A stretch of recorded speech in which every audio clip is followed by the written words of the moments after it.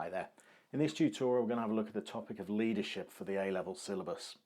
Good starting point is to have a little think about the differences between leaders and managers, as those are two words that are often used interchangeably but they don't really refer to the same thing. Good organisations are going to have both of these roles in order to be successful. So first of all, we can think of managers as people who are perhaps a little bit more risk adverse. They perhaps favour safety, don't like to rock the boat. They like to try and govern the behaviour of the people that they work with or that work for them through the use of rules, procedures, policies that they will write in order to try and set the atmosphere or the workload or the tasks that people are trying to pursue. You can think of leaders as certainly people who are more prone to taking risks, who when they come across barriers and difficulties in their job, they see those as something to overcome rather than something to make them change the course of their actions. Perhaps we think of them as slightly more inspirational people who like to sort of lead by example. They like people to follow them. They like to set the tone of the organisation. They like to try and behave in ways in their jobs that other people want to follow and aspire to. So first thing we can learn about leadership is that we perhaps shouldn't confuse that with management. They're two different terms. Neither role is better than the other. A successful organisation, as we said, will need both approaches in order to flourish. But perhaps what we can move on to is having a look at what kind of things managers do. In reality, we're talking about hundreds of different tasks on a daily basis, but we can perhaps boil those down to looking at 5 key tasks that managers and leaders will be performing on a very regular basis, starting with one that's absolutely crucial, and that's the setting of objectives. So a successful organisation is going to have people inside that business that decide the direction of it, that decide where the business wants to go, where the business ultimately wants to end up, that takes responsibility for setting objectives that guide people in the organisation, help them plan and plot the work that they're going to do. So whether those be objectives at a corporate level or whether they be functional objectives to do with marketing, HR ops, finance, managers will be the people in charge of setting that direction, setting those goals for the organisation. Crucial part of their job. Now, one of the things that they might use in order to help them decide on their objectives and where the business should be heading is, of course, the analysis of data, which businesses have an absolute abundance of. Now, this could be financial data, it could be sales figures, it could be cost, revenue figures, it could be marketing data that's been collected through marketing research. It might be to do with industries or markets that the business is in or thinking about penetrating. It could be HR data to do with motivation, absenteeism, productivity, labour turnover. It could even be operations data linked to capacity utilisation, aspects like that. But somebody needs to take responsibility inside the organisation for analysing all of this data that businesses collect and trying to sift through and work out what it means and use it in order to develop strategies for the organisation to pursue.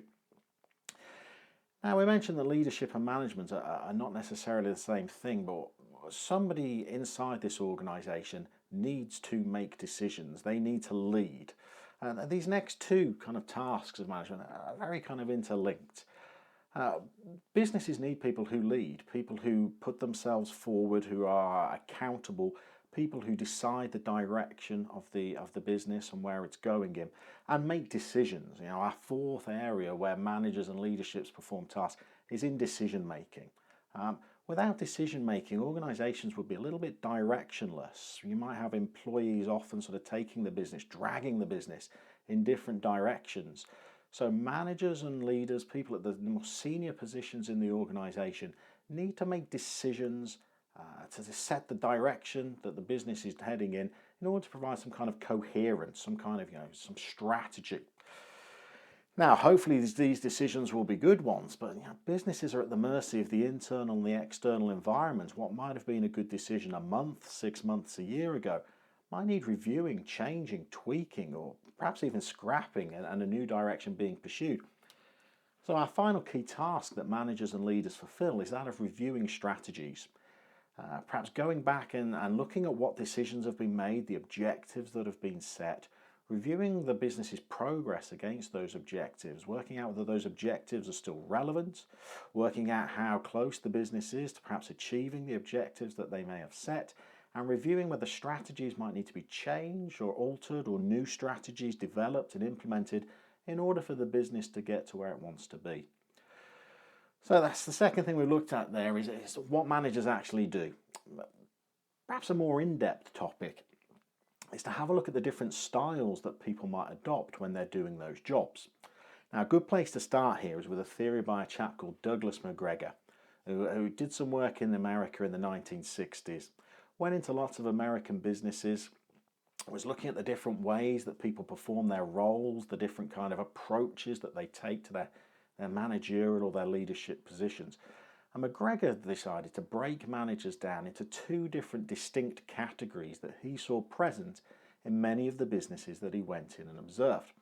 Now, the first of these he termed Theory X, a style of management where managers have a certain perception or a certain viewpoint of the people that work for them.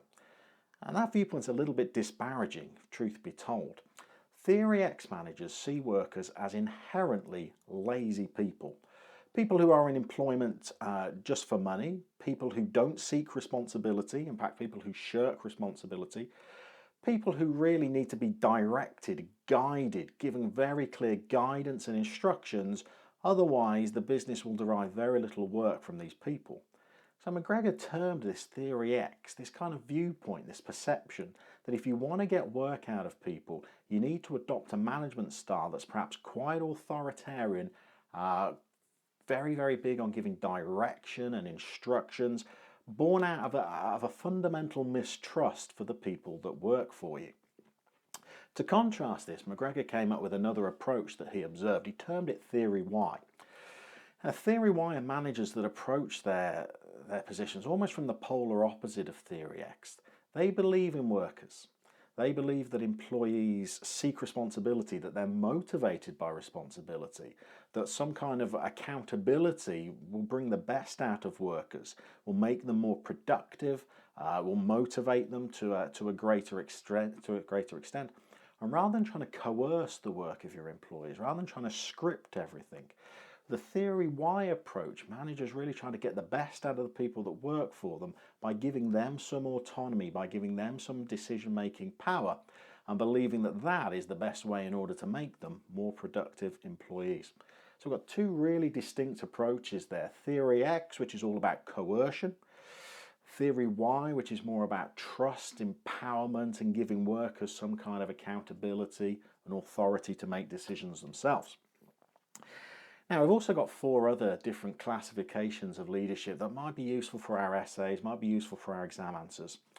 The first of those we call an authoritarian style. We might also see it referred to as being autocratic in our approach to management. Now, this really does chime in with what McGregor found and what he termed as a Theory X approach. An authoritarian approach is where very little freedom is given to employees, very little accountability for decision making is entrusted to our employees. Instead, we're trying to get the best out of them by very tightly scripting their movements and the work that they produce for them, giving them very, very clear instructions, giving them very, very clear tasks that they've got to do, reviewing their work very, very periodically to make sure that they're doing tasks in a way that's pleasing to us. So this authoritarian or this autocratic approach to management is one where very much that we're the boss and we're in charge and we are setting tasks that we want people to complete and we're reviewing how well they're completing their tasks. Now, perhaps a slightly softer approach to that is what we call paternalistic management or paternalistic leadership.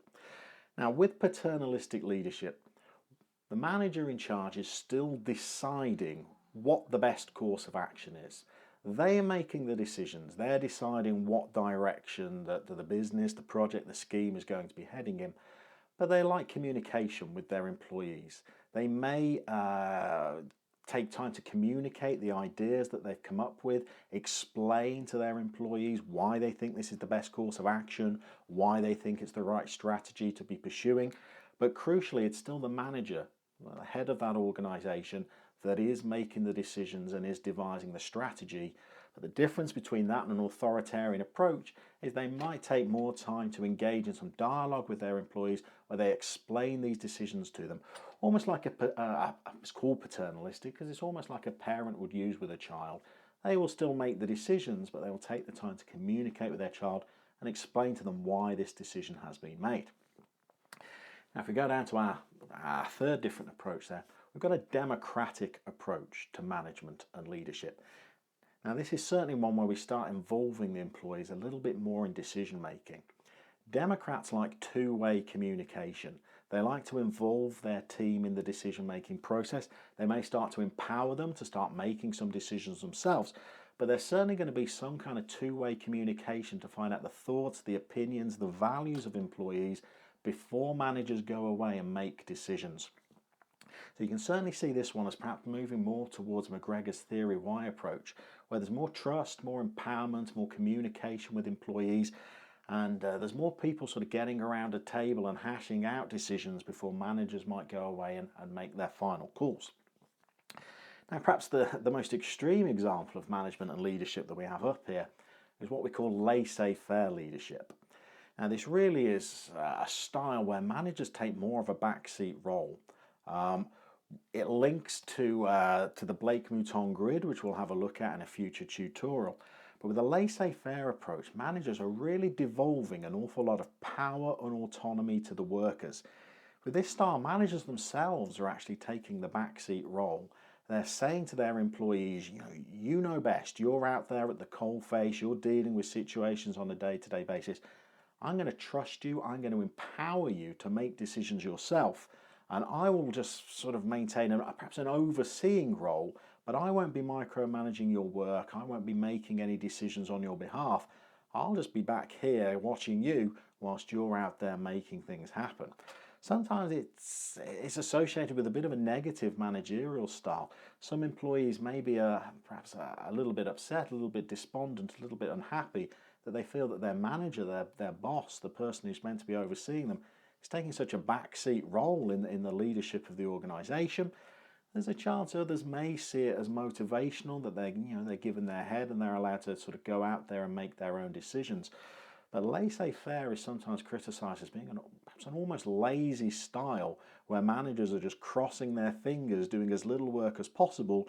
I'm hoping other members of their team and their subordinates are going to be out there making decisions that benefit the organisation and ultimately make them look good. So we've got three different things that we've looked at in today's tutorial. We've differentiated between management and leadership. We've had a look through just 5 of the many tasks that managers and leaders will fulfill for the organisation.